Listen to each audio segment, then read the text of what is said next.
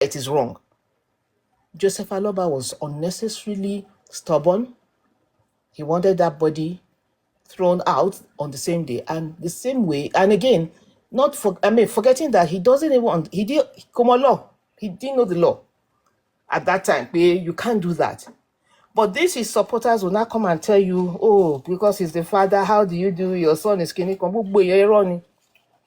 Even when Brekete was talking, he was talking about, oh, a father. All these things, they're already snoring. Yeah, people are asleep. All these things don't share. Particularly prime boy tó ń lọ sọ rubbish kò sígbà tí yẹn kò tiẹ̀ sí bí yẹn ṣe lè escape ẹ̀ because gbogbo nǹkan tó sọ lé ní irọ́ ni then. And you know what? Joseph Alaoba is already using that as a reference to say that because of that child, listen to what Prime Boss said. Ṣẹ́rí bàbá yẹn ó ní kò tiẹ̀ say tó kàn. Did you hear? Go and listen to it. He said that I'm more concerned about the baby. So as far as he's concerned, still calling Liam bastard. So the point here is that if he's listening, he has a lot of problem ahead of him. Till Liam Kaden will go problem to Wanwaju because he will explain why he had to hurriedly bury him. And Tobaro B in Oma scale through. We're not talking about our Aries or Jokoton party wufun. No, these are real lawyers. Oh, they are down. Because that thing really, really pained me when they were describing the state of his body. That was really, really painful. And it was unnecessary. I could this stage, yeah. Want to drop because I've been busy. I've not been following anything online. But want to drop Kuta Conley. I've been Mr. Oluwa to see she wants keep but not to drop I thought he sealed it. Yeah, because she's very young. But the point is, the people around God, they should have resisted that man unnecessarily. They all took Burokbo police station till tomorrow. He can't tell us where he went. These are very, very important questions that he needs to answer. He needs to tell us. And again, how can you go and put your son in a casket of sawdust? This thick sawdust casket type.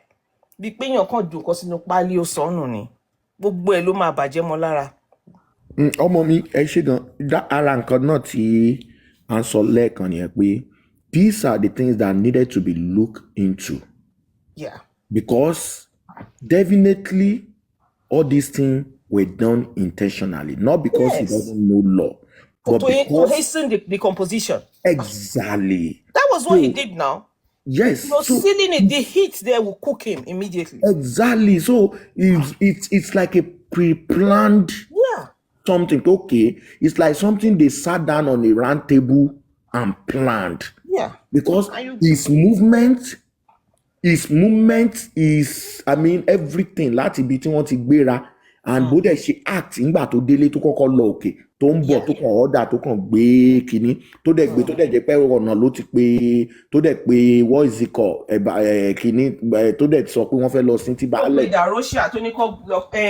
Exactly tó jẹ́ pé baálẹ̀ ló sọ pé no wọ́n lè sin lọ́jọ́ yẹn whatever and he make sure until tó fi bury ẹ̀ ló ṣe ìjókòó tó ṣe give his first interview ẹ̀.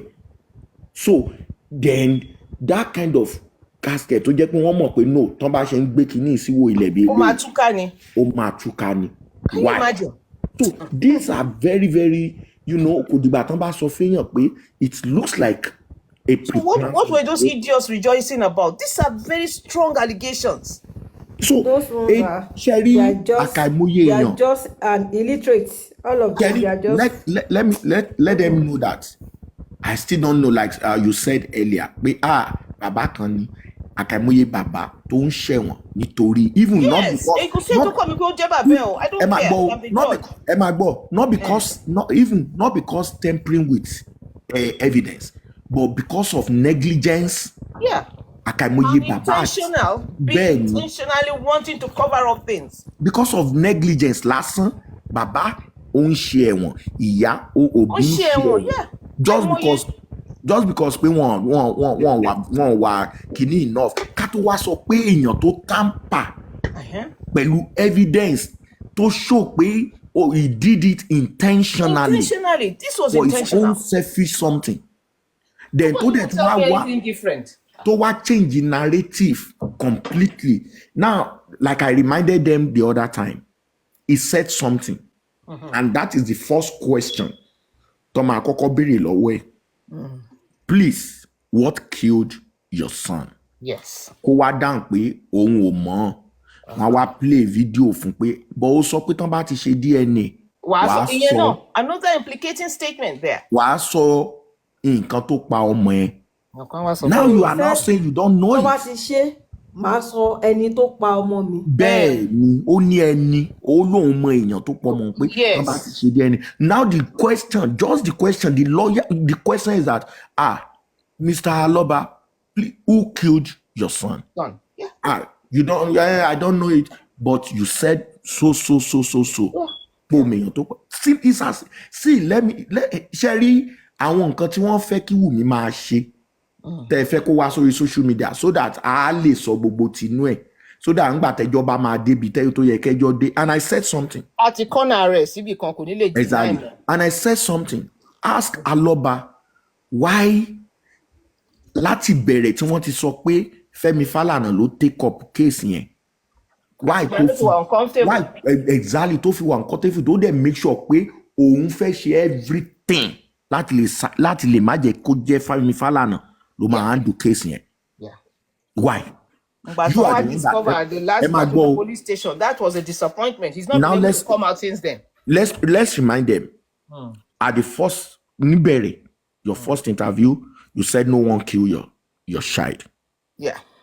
After you tampered with evidence. Yeah. You did all what you could, and you said no one killed your son. And we heard from a reliable source, and that person said he has evidence of it, that you are the one that said they should release the nurse and let her go. Yeah. Yes. So now you said no one killed your son. You buried him hurriedly. You cemented his grave. You did everything. And now you came out and you are the architect of changing all narrative from the true justice to DNA stuff of a thing. You make sure you frustrate. Now the question is that why did you divert from nǹkan tó pa ọmọ ẹ to ọ̀rọ̀ DNA pé kìnìkan?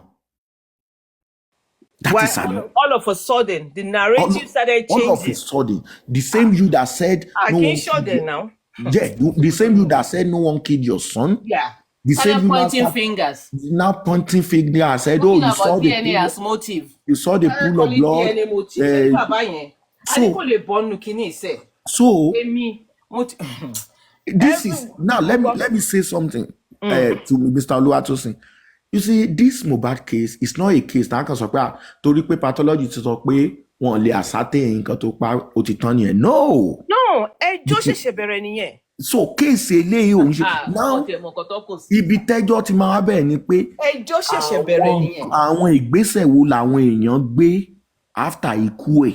Àwọn nǹkan wo ló ṣẹlẹ̀ before ikú ẹ̀? Tó fi affect pé àlè tó ṣe cause pé àlè ṣe. Tán fi lè ascertain nǹkan tó ibi tá a máa lọ nìyẹn. Case ṣẹ̀ṣẹ̀ bẹ̀rẹ̀ ń sìn nìyẹn. Ó ṣe bẹ̀rẹ̀ ni. Tí ló bá rò bóun máa lọ sùn, ó ṣẹ̀ṣẹ̀ jí ní báyìí. Àwọn nǹkan tó dojú kọ ńgbà tó wà láyé.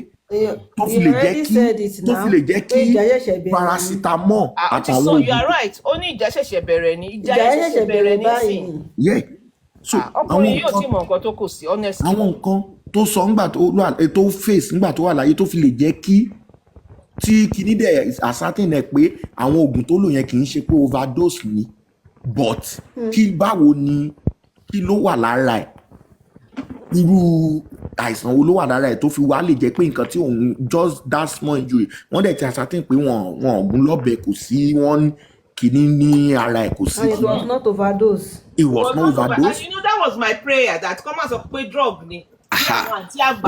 No drugs found. Kò sí poison nínú ẹ̀ kò sí kìíní. No.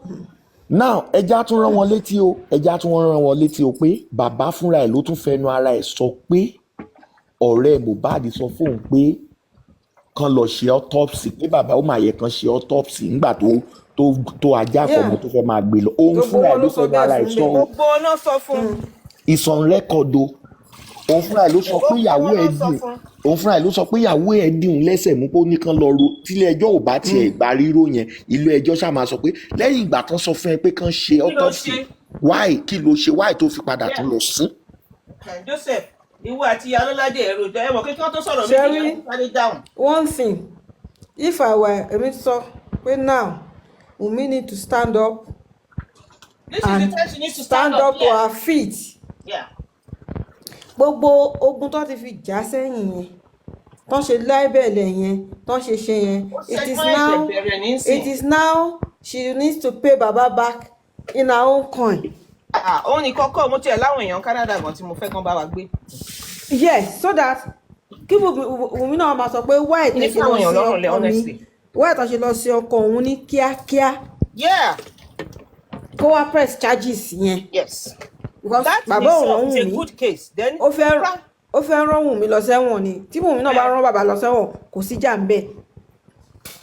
àwọn ìyá òṣì àwọn ìyá àgbàyà tó jókòó alẹ́ ẹjọ́ kan they almost ate me All when I those told them ones, when they were Sherry. saying wọ́n ní wọ́n stab ẹ̀. Ẹ mọ̀ nǹkan táwọn yẹn ń ṣe Sherry, all of them wọ́n ó wà nínú orí wọn bóyá illusions ni máa pè pé Sherry owó yẹn Mohbad estate that's what all of them is working towards. Ẹ gbọ́ nǹkan tí crunch kò ń sọ ni tó ní kí Wùmí gbọ́ mo máa lọ kó fi property lẹ̀ ẹ gbọ́ ni. That's it. Nǹkan tó ń fẹ́ nìyẹn. Àgbàyà tó ń gbé nǹkan tí gbogbo wọn ṣe ń sọ nonsense tó mọ nìyẹn. nǹkan tó mìn téèyàn bá jáde sọ̀rọ̀ èèyàn bẹ́ẹ̀.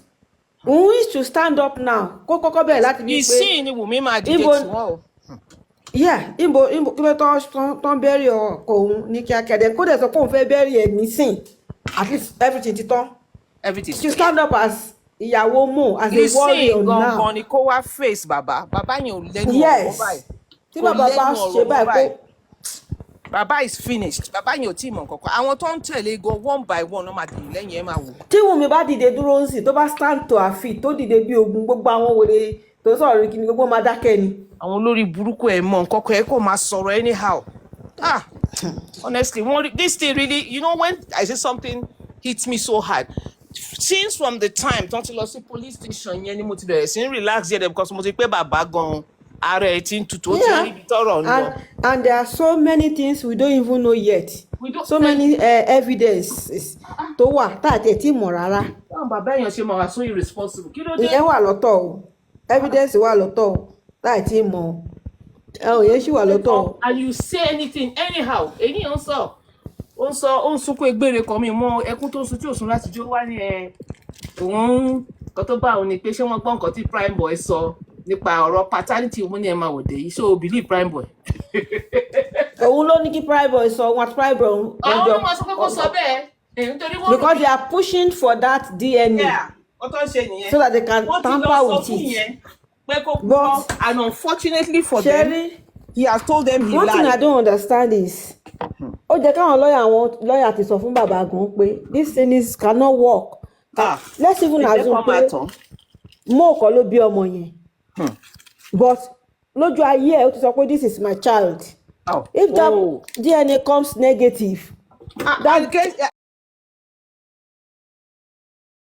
child is still Mo's child. Because ó sọ lójú ayé ẹ̀ pọ̀ mọ́ òun lélẹ́yìí. Did you hear Prime Boy say he doesn't doubt the paternity? Ó ní pé kí ni? He said he didn't doubt the paternity. Ó tún wá sọ pé ó tún bí pé ṣé ọmọ yẹn ṣó doubt paternity. Ó ní no. Ó tún wá sọ rubbish tí wọ́n rán kó lọ sọ. Ẹ rí pórí òpè. Ẹ wá ń rejoice. Because ó dẹ̀ bí ẹ pé ṣé purọ́. Olóòpurọ́. Dẹ́ni kó tó ń sọ bí irọ́ ni. Àwọn èèyàn ògbọ́n ṣá. Ọmọ yẹn. As far as we are concerned, it's Mo's child. Bóyá òun ló bí, àbó òun kọ́ ló bí. I've never done because ó ti present ẹ̀ sí gbogbo ayé pé ọmọ òun lélẹ́yìí. Ọmọ ẹ̀ ní nǹkan kan tí ò yé wọn nìyẹn. Gbogbo àwọn tó ń tẹ̀lé bàbá tó láwọn kàwé sórí wọn ò pé ni. Wọn ká nǹkan kan olódo ni wọ́n o. Olódo ni wọ́n. Nǹkan kan ní kí prime boy ṣe. Ó ti present ọmọ fún yín. Ó ti sọ pé ó ní. If that thing comes negative, ọmọ Mo ni. No, that is not even the. Surely, let me be honest with you. Èmi ò tiẹ̀ ronú débẹ̀ yẹn. But what I'm saying here is that Prime Boy told them in court pé statement òun kọ òun purọ́ ńbẹ̀. Now the moment tó má ti mọ̀ pé ó purọ́ lẹ́ẹ̀kan ó dẹ̀ ti admit ẹ̀ pé ó purọ́ gbogbo nǹkan tó bá sọ lẹ́yìn yẹn irọ́ ni o. That means pé tó sọ lẹ́nu ìgbọ̀n tó rà gbogbo irọ́ ni. Thank you. He doesn't understand it. Gbogbo nǹkan tó ti sọ lẹ́yìn ìgbà yẹn gbogbo irọ́ ni. Mohbad ló kó sí nínú ìgbà tó ní pé gbogbo nǹkan tó ń sọ irọ́ ni ẹ̀yin ò mọ̀ ni. No, what I'm trying to say is that how can anybody stand there and say he lied in his statement? Ẹ mọ̀ nǹkan tó ṣẹlẹ̀. On going to that place, number one, ó dà pé ó ti yó, ó ti fa nǹkan, ó dà bẹ́ẹ̀. It's possible because all bó ṣe ń sọ̀rọ̀ gan wo gbogbo wọn bí ẹni pé kíní ni number one. Number two, he went there preparing that àwọn nǹkan tó ń béèrè lọ́wọ́ spending ló máa béèrè lọ́wọ́ òun. Some of those questions bá lójijì. Okay, that's why he kept going back and forth then. Yeah. Oh.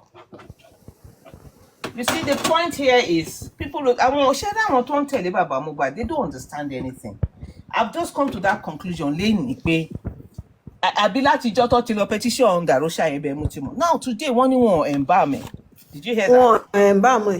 So kí ni gbogbo ariwo yín pé wọ́n embalm? Yẹn lásán kan máa jó wọn bàjẹ́. Àwọn ní country sọ pé àwọn ti lose. Oh, we have lose it o.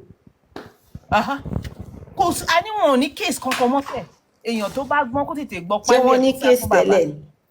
Ó wá ń dúpẹ́ lọ́wọ́ àwọn èèyàn. Wọ́n ṣe irọ́ ní fún àwọn ní give up. Bàbá ló máa láti òkú ẹ̀.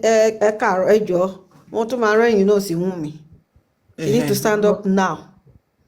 Honestly, yeah, you are right. It's true. The funny thing is, kí n bá Wunmi sọ̀rọ̀.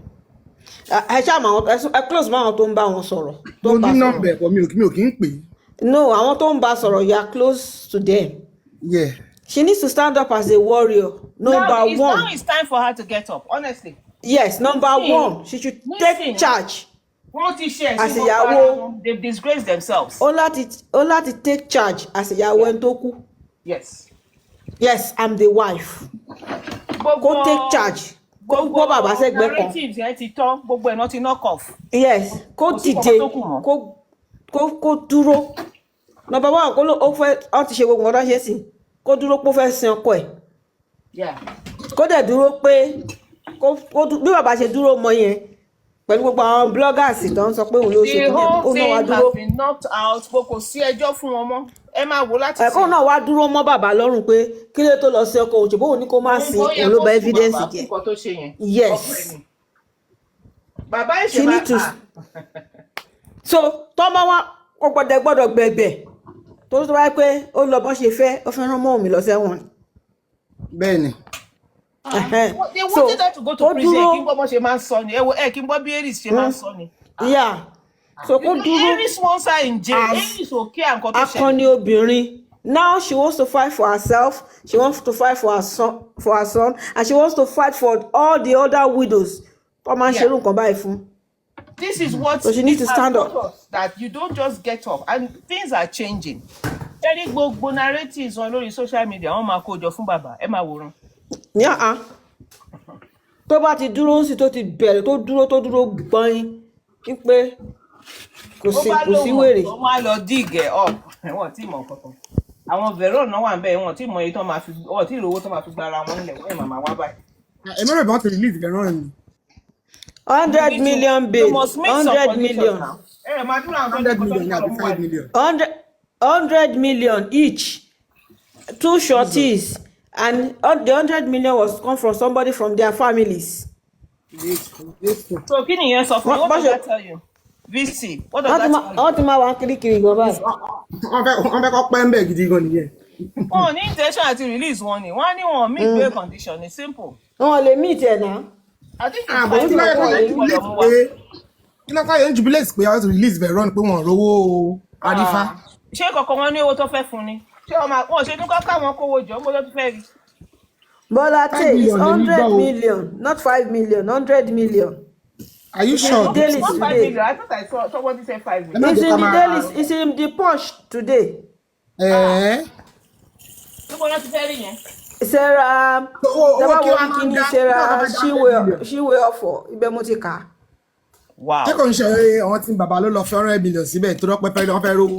No, ní orí kíní Sarah ṣíwé ọ̀fọ̀ kò ṣe ń ṣe supporter bàbá náà. Ó place kíní punch yẹn síbẹ̀. Ibẹ̀ mo ti rí lẹ́ẹ̀ni náà. Ẹ mọ̀ pé àwọn tí bàbá máa ń lo punch gan. Any avenue to raise money, ẹ ṣàgbọ́ Tó bá yẹ pé tó bá 50 100 million. million ni. Cannot do the DNA court because that's a magistrate court. That's too low for a son. Oh God. Mojisola, are we trying to win case with the best lawyer? Or we are looking for a lawyer that is a lawyer that is slow as much as possible?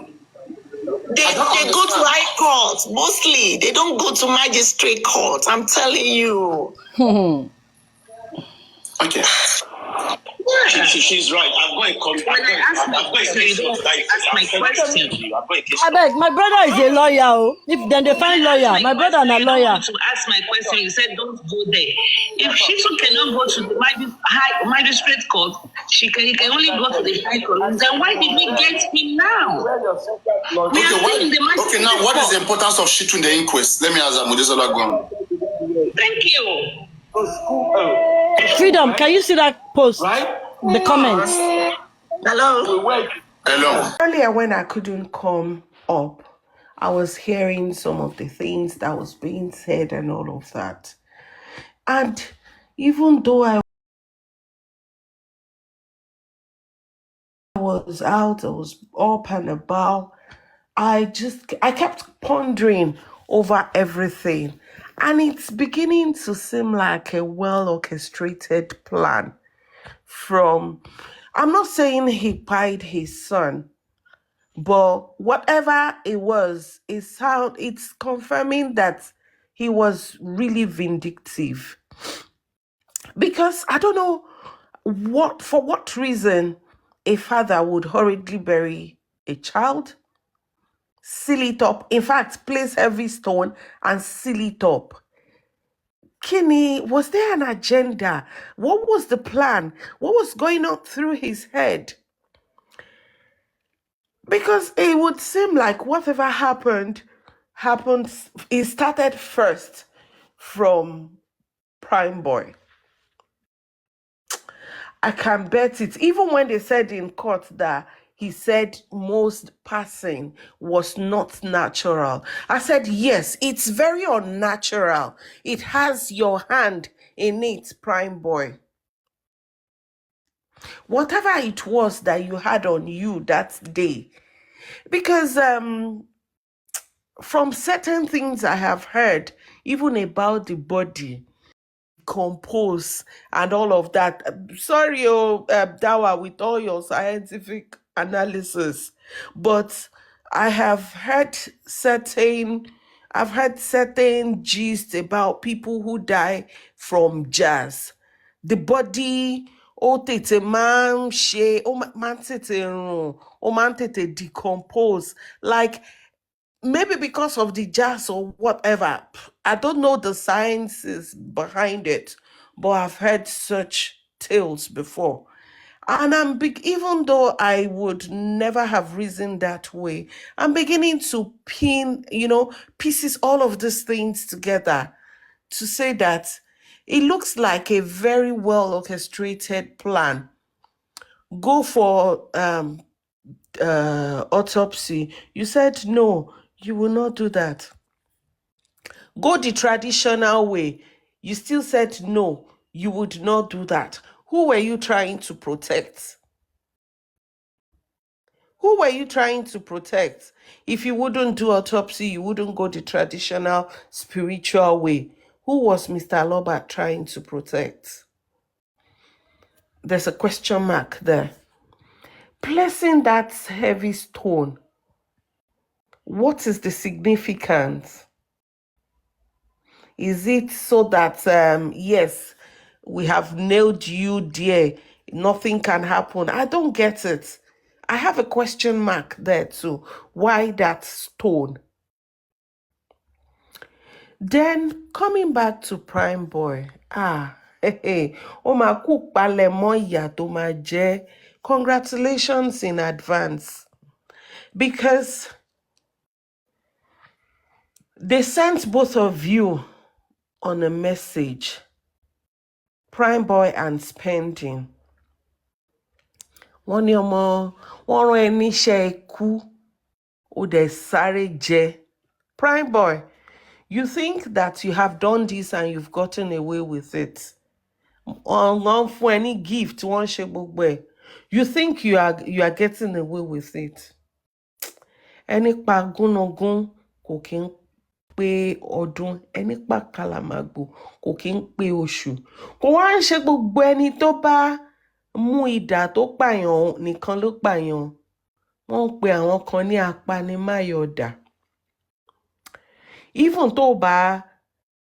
Even if you didn't plan Mo's passing, what you are doing upon his passing is like you are killing him again the second time. Like you are buying that boy all over again. And there's nothing in this life goes freely like that. Wọ́n ní ọmọdé bú ìrókò ó bojú wẹ̀yìn. Ṣé ńjọ́ tí kinní kan bá ṣe kinní kan ló máa ń pani ni? Ẹ bá mi lò bẹ́ẹ̀. It's not like it's today that it would happen. But I am going to keep begging God that you get your reward on time. Obviously, we know that Spending tried to exaggerate his own account of events. No doubt about that. Even he knows in his heart that he exaggerated to some points.